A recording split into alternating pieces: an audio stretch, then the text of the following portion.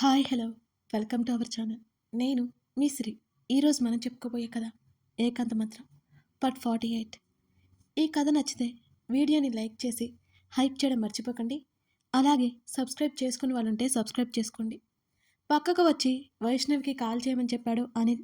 Anil, are you mad? వైష్యకి తెలిస్తే అక్కడ అందరికీ తెలిసిపోతుంది. నీ వల్ల అనవసరంగా చిక్కుల్లో ఇరుక్కునేలా ఉన్నానే అని అర్జున్ కంగారుగా అన్నాడు. ఏం కాదు, నువ్వు ఊరుకో. వాళ్ళ మాటల్లో ఉండగానే వైష్ణవి నుంచి కాల్ వచ్చింది. స్పీకర్ ఆన్ చేశాడు అనిల్. చుట్టూ చూశారు. హాల్లో ఎవరూ లేరు. ఏంట్రా, ఏం కావాలి అని అడిగింది వైష్ణవి. వైషు, మాకు నీ హెల్ప్ కావాలి అన్నాడు. ఏంటో ఆ హెల్ప్? మరి సాహిని అర్జున్ మీట్ అవుతాడంట, నువ్వు కాస్త హెల్ప్ చేయాలి అంటున్న అనిల్ మాటలకి, రేయ్ అసలేం మాట్లాడుతున్నావురా నువ్వు? అర్జున్ అరుస్తుంటే అతని నోటి మీద చెయ్యడ్డు వేసి మాట్లాడొద్దన్నట్టుగా సైగ చేశాడు అనిల్. ఏంటి, సాహిని మీట్ అవ్వాలా? అదేమైనా నాలా మామూలమ్మయ్య, పెళ్లి కూతురు. అందరూ దాని చుట్టే ఉన్నారు. దానికి మెహందీ పెట్టడం కూడా అయిపోవచ్చింది. అయినా వెళ్ళడానికి వీల్లేదన్నట్టు ఆటపాటలు జరుగుతున్నాయి ఇక్కడ అని అంది వైష్ణవి.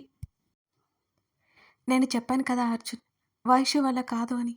నువ్వేమో తన మీద నమ్మకం పెట్టుకున్నావు. నటనా పరాక్రమాలు చూపించాడు అనిల్. తల కొట్టుకుంటూ సైలెంట్గా కూర్చున్నాడు అర్జున్. ఈ అనిల్ ఇరికించేలా ఉన్నాడనుకుంటూ. సర్లేరా, ఎలాగో అలా సాహిని మీటయ్యే ఏర్పాటు చేస్తానులే. నువ్వు వచ్చిన తర్వాత నాకు టెక్స్ట్ చేయి. ఆల్రెడీ నా మెహందీ పెట్టుకోవడం కూడా ఎప్పుడో అయిపోయింది అని అన్నది వైష్ణవి. అర్జున్, మీకు సాహి పిక్ పెడతాను. నువ్వు వచ్చిన తర్వాత టెక్స్ట్ చేస్తే దాన్ని పక్కకు పిలుచుకొస్తాను. అంతకంటే నా వల్ల కాదు బాబు అన్నది వైష్ణవి. Thank you Vaishu. అర్జున్కి ఒక్కసారిగా ఉత్సాహం వచ్చింది. మధు, అనిల్ అర్జున్ వైపు అనుమానంగా చూశారు. వాళ్ళని గమనించిన అర్జున్ సైలెంట్ అయ్యాడు మళ్ళీ. వైష్ణవి కాల్ కట్ చేసింది. అర్జున్ ఫోన్కి నోటిఫికేషన్ వచ్చింది. మధు, నువ్వు స్వీటీ దగ్గరే ఉండు. అమ్మ కానీ మైతు కానీ వస్తే నాకు వెంటనే మెసేజ్ చేయి అని మధుతో చెప్పి, అనిల్ నువ్వు రారా అంటూ మేడ మీదకి అనిల్ని లాక్కెళ్ళాడు అర్జున్. వాళ్ళు ఉత్సాహం చూసుకొని నవ్వుకొని కూతురు దగ్గరికి వెళ్ళాడు మధు. సాహితీ పిక్ ఓపెన్ చేశాడు అర్జున్. చిలకపచ్చ నెట్టెడ్ హాఫ్ శారీ, తెల్లరాళ్ళ నగలు, కొత్తగా ప్రకాశవంతంగా అందంగా కనబడుతోంది సాహితి. పక్కన వాళ్ళేదో చెప్తుంటే నవ్వుతోంది. 2 చేతుల నుంచా మెహందీ ఉంది. ఆ ఫోటో వైపు తదేకంగా చూస్తూ ఉన్నాడు అర్జున్. ప్రపంచంలో అన్ని సంతోషాలు ఆమెతోనే ఉన్నట్టు సాహితి సంబరపడుతోంది. అరే బాబూ, మనం వెళ్తే రియల్గా కూడా చూడొచ్చు అనిల్ అంటుంటే కొట్టేలా చూసి సాహితి వాళ్ళ మేడ మీదకి జంప్ చేశాడు అర్జున్. వెనకే అనిల్ కూడా. అప్పటికే మేడ మీద 3 వ్యక్తులున్నారు. వారిలో ఒకరు సాహితి అత్తయ్య కొడుకు విహాస్, మిగతా వాళ్ళు హేమంత్, చైతన్య. అర్జున్ రావడం చూసి వాళ్ళు ఆశ్చర్యపోయారు. బావగారు మీరేంటిక్కడ అని వాళ్ళు అడుగుతుంటే మొహమాటంగా అనిపించింది అర్జున్కి విషయం చెప్పడానికి. అర్జున్ వైపు అసూయతో చూస్తున్నాడు విహాస్. అసలు సాహితీ లాంటి మరదలు తనకు ఉందని తెలిస్తే ఏ రోజో వచ్చి సాహితీని తనే పెళ్లి చేసుకునేవాడు. చక్కగా దృఢంగా హుందాగా కనిపిస్తున్న అర్జున్ని చూడగానే అసంతృప్తి నిండిపోయింది అతనిలో. హేమంత్ పక్కన ఉన్న విహాస్ మీద అర్జున్ చూపు పడింది. ముఖాన్ని సీరియస్గా పెట్టుకున్న విహాస్ని చూస్తుంటే నెగిటివ్ వైబ్స్ స్టార్ట్ అయ్యాయి. అవేమీ పట్టించుకొని స్థితిలో లేడు అర్జున్. సాహిని కలవడానికి పక్క నుంచి చెప్పాడు అనిల్. కిందకి వెళ్ళడానికి మాకే ఛాన్స్ లేదు. ముఖముఖాలు చూసుకున్నారు చైతన్య, హేమంత్. మాకు ఛాన్స్ దొరికిందిలే, మీరు పడుకున్నట్టున్నారు, పడుకోండి అని అనిల్ అన్నాడు. Okay, all the best. Chaitanya నవ్వాడు. నవ్వునట్టు ఊరుకున్నాడు అర్జున్. అర్జున్ మెల్లిగా మేడ మీద నుంచి కిందకి దిగాడు. తను సాహిద్ గది దగ్గర ఎదురు చూస్తున్నట్టు వైష్ణవికి మెసేజ్ చేశాడు అర్జున్. నేను దానికి చెప్పాను, కలవడం కుదరదు, మిమ్మల్ని వెళ్ళిపోమని చెప్పింది అని రిప్లై ఇచ్చింది వైష్ణవి. తను వచ్చే వరకు వెళ్ళను అని చెప్పు, అర్జున్ కూడా రిప్లై ఇచ్చాడు. అనిల్ మాత్రం లివింగ్ ఏరియా బాల్కనీల నుంచి కిందకి తొంగి తొంగి చూస్తున్నాడు. రంగురంగుల పూలన్నీ అక్కడే ఉన్నట్టు అనిపించింది అతనికి. అబ్బబ్బా, ఎంతమంది అమ్మాయిలు! మా అర్జున్ గాడి పెళ్ళి అయిపోసరికి ఒకరిని నా ప్రేమలో పడేయాలి. వాళ్ళని గమనిస్తూ అనుకున్నాడు అనిల్. పైన చూస్తుంటే వాళ్ళ ముఖాలు సరిగ్గా కనిపించడం లేదు అతనికి. అర్జున్, అయినా రాదట, నిన్ను బుద్ధిగా ఇంటికి వెళ్ళిపోమని చెప్పింది. వైష్ణవి నుంచి మళ్ళీ రిప్లై వచ్చింది. నేను కూడా వెళ్ళను అని చెప్పు వైషు, అర్జున్ రిప్లై ఇచ్చాడు. ఖచ్చితంగా సాహితీ వస్తుందని అతనికి తెలుసు. అప్పటివకి సమయం 10 గంటలే అయింది. అక్కడి నుంచి తప్పించుకుని రావడం సాహితీ వల్ల కావట్లేదసలు. చుట్టూ అంతమందుంటే ఎలా రావాలి? 8 గంటల నుంచి మెహందీ ఫంక్షన్ మొదలైపోయింది. అర్జున్ పట్టుకుని కూర్చున్నాడని అర్థమయ్యి ఏం చేయాలో పాలుపోలేదు సాహితికి. మరో 20 నిమిషాల తర్వాత లెహంగాని 2 చేతులతో మునివేళ్లతో పట్టుకుని జాగ్రత్తగా నడుస్తుంది సాహితి. ఆమెను చూడగానే అతని కళ్ళు మెరిశాయి. సాహి వస్తుంది. ఇటువైపు ఎవరైనా వస్తే నాకు చెప్పు అంటున్న అర్జున్ మాటలకు చివరికి వాచ్‌మెన్ డ్యూటీ కూడా ఇచ్చేశావన్నమాట అని నిట్టూరుస్తూ అన్నాడు అనిల్. అవును బావా, మెట్ల దగ్గరే ఉండు. అనిల్ భుజం తట్టి వెళ్ళమన్నట్టు చూశాడు అర్జున్. సాహితి మెల్లిగా నడుచుకుంటూ తన వైపే వస్తూ కనిపించింది. తన ఎదురుగా వస్తున్న అనిల్‌ని చూసి షాక్ అయింది సాహితి. సాహితి వైపు చూసి వెర్రి నవ్వును ఒకటి నవ్వి తలగొక్కుంటూ మెట్ల దగ్గరికి వెళ్ళిపోయాడు. ఆల్రెడీ కింద మెట్టు దగ్గర ఉన్న వైషు నిలబడి ఉంది. వైషు, నీకు కూడా వాచ్‌మెన్ డ్యూటీ తప్పలేదనుకుంటా. అక్కడి నుంచి వెళ్ళిపోయి మెహందీ ఫంక్షన్ జరుగుతున్న వైపు చూడసాగాడు అనిల్. అక్కడంతా కోలాహలంగా ఉంది. నవ్వులతో, ఆటపాటలతో నిండిపోయింది. అర్జున్ వైపు చిరుకోపంగా చూసింది. అర్జున్, నీ కింద మొంది పట్టు ఏంటి అసలు? ఇక్కడికి రావడానికి నాకెన్ని అబద్ధాలు చెప్పాల్సి వచ్చిందో తెలుసా? అని అడిగింది అతనికి ఎదురుగా నిలబడి. బాల్కనీ నుంచి వస్తున్న గాలికి ఆమె ముఖం మీద పడుతున్న ముంగుర్లు రెపరెపలాడిపోతూ ఆశ్చర్యంతోనో చిరుకోపంతోనో ఆమె కనురెప్పలు క్షణానికొకసారి కొట్టుకుంటూ ఆమె కళ్ళ నుంచి చూపు తిప్పిన అతనికి తనతో మాట్లాడుతున్న గులాబీ రేకుల్లాంటి పెదవులు, నాజుగ్గా పొడవుగా కంఠం, అలాగే కిందకు వచ్చిన అతనికి చూపులు చిరుగాలికి పక్కకు పోయిన ఓనీ పమిట అతడికి ఆమె నడుము కనువిందు చేస్తుంటే ఆమె నడుము వంపు, ఆమె ధరించిన రాళ్లు పొదిగిన నగల నుండి వెలువడుతున్న కాంతికి ఆమె ముఖాన్ని ప్రకాశవంతంగా మారుస్తున్నాయి.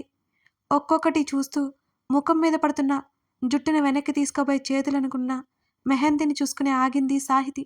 అర్జున్ ఒక్క అడుగు ముందుకు వేయగానే అతను ఆమె వైపు చూడగా అతని కళ్ళ వైపు చూసింది. నేను ఇంత మాట్లాడుతుంటే సమాధానం చెప్పకుండా అలా చూస్తావేంటి? ఆమె అడుగుతున్న ఆ మాటలు కూడా అతడికి వినిపించలేదు. ఆమె ముఖం మీద గాలి ఊదగా ఒక్కసారిగా హాయిగా అనిపించి కళ్ళు మూసేసుకుంది.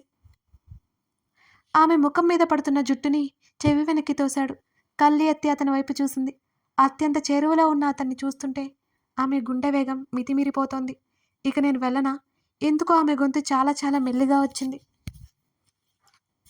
అతడు తల అడ్డంగా మెల్లిగా అటూ ఇటూ కదిపాడు. ఆమె ముంజేతి పైన పట్టుకొని రా అని అన్నాడు. ఇప్పుడా? ఎందుకు? ఎక్కడికి? అందరూ కింద నా కోసం ఎదురు చూస్తుంటారు. వెంటనే వచ్చేస్తానని చెప్పానుగా. కంగారుగా ఒకసారి వెనక్కి తిరిగి చూసి అతని వైపు చూసింది. చెప్తాను ముందురా. మెల్లిగా సాహితిని గదిలోకి తీసుకువెళ్ళాడు. ఓయ్, ఎందుకు డోర్ లాక్ చేస్తున్నావు అర్జున్ నువ్వు? మూతి బిగించి అడిగింది సాహితి. నేనొక ఫోటో తీసుకుంటాను సాహి, భలే ముద్దుగా ఉన్నావు అని అన్నాడు అర్జున్. ఈ మాత్రం దానికి నన్ను ఇక్కడి వరకు ఎందుకు? వైషుకు చెప్తే అదే పంపిస్తుంది కదా అని అందామె. ఫాస్ట్గా తీ మరి, నేను వెళ్ళాలి కదా. ఆమె తొందర పెడుతోంది. నిజానికి అదొక సాకు మాత్రమే అతనికి. సుమనోహర సుందర దృశ్యం అతని కళ్ళ ముందు మెదులుతుంటే క్షణమైన చూపు తిప్పుకోగలడా? కళ్ళార్పకుండా తన్నే చూస్తుంటే అప్రయత్నంగా అతని కళ్ళల్లోకి చూసిన ఆమె చూపు చిక్కుకుపోయింది. కొన్ని క్షణాల పాటు ఇద్దరి కళ్ళు కలుసుకున్నాయి. కాసేపటికి తేరుకున్నట్టుగా వెంటనే ముఖం తిప్పుకుంది సాహితి. అర్జున్, నేను వెళ్ళాలి. ఎందుకో ఆమె అరిచేతుల్లో చిరుచెమటలు పట్టేశాయి. బహుశా అతని చూపుల వాడికి కాబోలు. అతని నుంచి సమాధానం రాకపోవడంతో గబుక్కున వెనక్కి తిరిగి తలుపు తెరవడానికన్నట్టే ముందుకే అడుగు వేసింది సాహితి. అతడు ఎక్కడ ఆపేస్తాడోమోనని ఆమె గుండె టగటకా కొట్టుకుంటోంది. ఆమె ఆలోచన నిజమే అన్నట్టు ఆమె ఓని చెంగు పట్టుకున్నాడు అతను. గుటకలు వేస్తూ పవిట మీద చేయి వేసి పట్టుకొని ప్లీజ్, చాలా అంటే చాలా మెల్లిగా వచ్చింది ఆమె స్వరం. నువ్వప్పుడే వెళ్ళిపోవడానికి వీల్లేదు ఆమె వెనకగా వచ్చి చెప్పాడు అర్జున్. అతడి ఊపిరి ఆమె భుజం దగ్గర తాకుతోంది. అతడు ఎంత చేరువలో ఉన్నాడో అర్థమవుతుంటే నోట్ల నుండి మాట పెగలట్లేదు సాహితికి. ఆమె భుజం చుట్టూ చెయ్యేసి అతని వైపుకు తిప్పుకోవడంతో కళ్ళు దించి అతని వైపుకు తిరిగింది. అర్జున్ ప్లీజ్, నేను వెళ్తాను అని వణికే గొంతుతో చెప్పింది. సరే అయితే వెళ్ళు. అతడు చెప్పగానే నిజమే అన్నట్టు గబుక్కున కళ్ళెత్తి చూసింది. అతడి కళ్ళు నవ్వుతున్నాయి. వెళ్ళనా అయితే? వెళ్ళు. నువ్వు మళ్ళీ తిరిగి వచ్చే వరకు నేను ఇక్కడే ఉంటాను అని కళ్ళు ఎగరేసి భుజాలు కదిలించాడు. ఇదిగో మళ్ళీ ఇలా మాట్లాడతావేంటి? నేను వచ్చేసరికి మరో గంట పడుతుంది. నాటకాలు వేయకుండా ఇంటికెళ్ళి పడుకో అని అంది చిరుకోపంగా. సరే అయితే, నాకు కావాల్సింది నీ దగ్గర ఒకటి ఉంది. అది తీసుకున్న తర్వాత నిన్ను పంపిస్తాను. పెదవుల మీద నవ్వు తొణికిసలాడుతుంటే అన్నాడు అర్జున్. ఏంటది? ఆమె కనుబొమ్మలు ముడుచుకున్నాయి. ఆమె పెదవుల మీద వేలితో మెల్లిగా రాయగా ఆమె శరీరం అంతా ఒక్కసారిగా వణికిపోసాగింది. అతన్ని విడిపించుకోవాలి అనుకుంటుంటే చేతులకు మెహందీ ఉంది. నెట్టేసి పారిపోవాలనుకున్నా వీల్లేదు. రాకపోయినా బాగుండేది.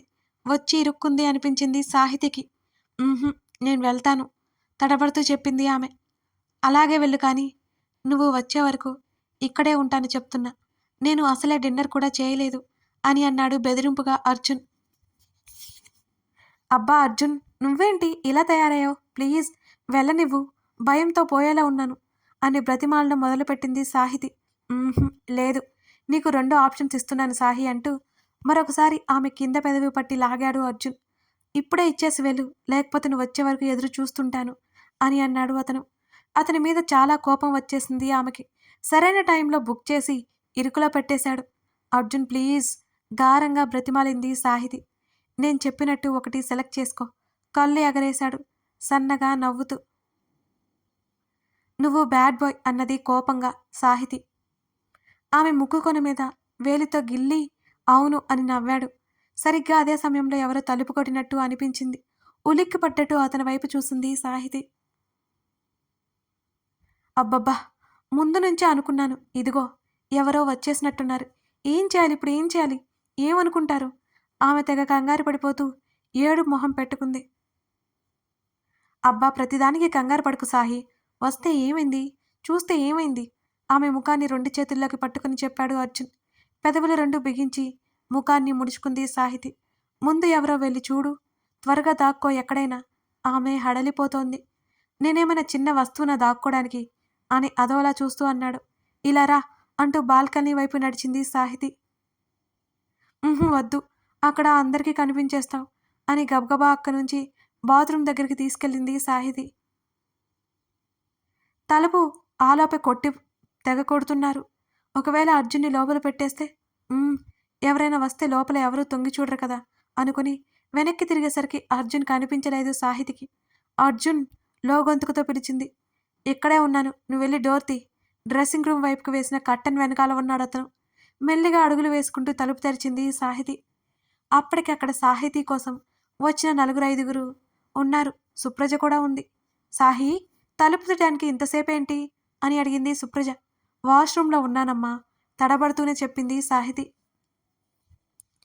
ఎవరో నీ గదిలోకి వచ్చారని అత్తయ్య చూసిందట.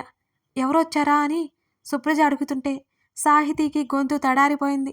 లేదు లేదు, అలాంటిదేమీ లేదు అంటూ చుట్టూ చూసింది. అక్కడ అనిల్ కూడా కనిపించలేదు సాహితికి. అందరూ రావడంతో ఏం చేయాలో పాలుపోక వెళ్ళిపోయి ఉంటాడులే అనుకుంది సాహితి. వైశ్యకు తను చెప్తే వచ్చింది, కానీ వైశ్య ఎందుకు పిలవలేదు? సాహితికి అర్థం కాలేదు. తల్లి వెనకాల ఉన్న వైశ్యుకి కళ్ళతోనే సైగ చేసింది.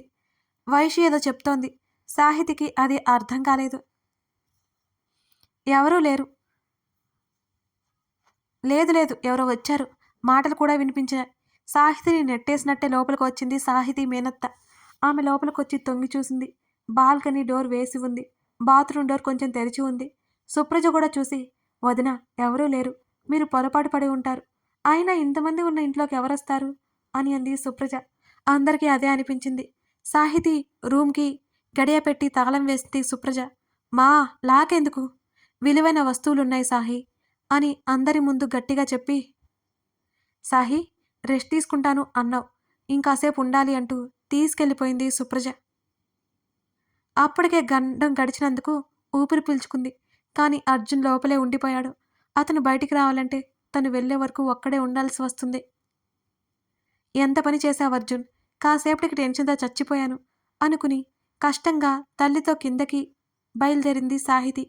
కథ కొనసాగుతోంది. నెక్స్ట్ ఏం జరుగుతుంది? అర్జున్ లోపలికెళ్ళినట్టు ఎవరు చెప్పుంటారు? మీరు గెస్ చేసినట్లయితే ఖచ్చితంగా కామెంట్ చేయండి. అలాగే మన ఛానల్లో బోల్డన్ని స్టోరీస్ ఉన్నాయండి. ఇష్టమైన సకుడా అనే స్టోరీ ఉంటుంది. ఒకసారి చూడండి, మీకు చాలా చాలా నచ్చుతుంది. మిస్ చేయకుండా చూస్తారు. అంత బాగుంటుంది. ఒక్కసారి చూడండి నా కోసం, సరేనా? థ్యాంక్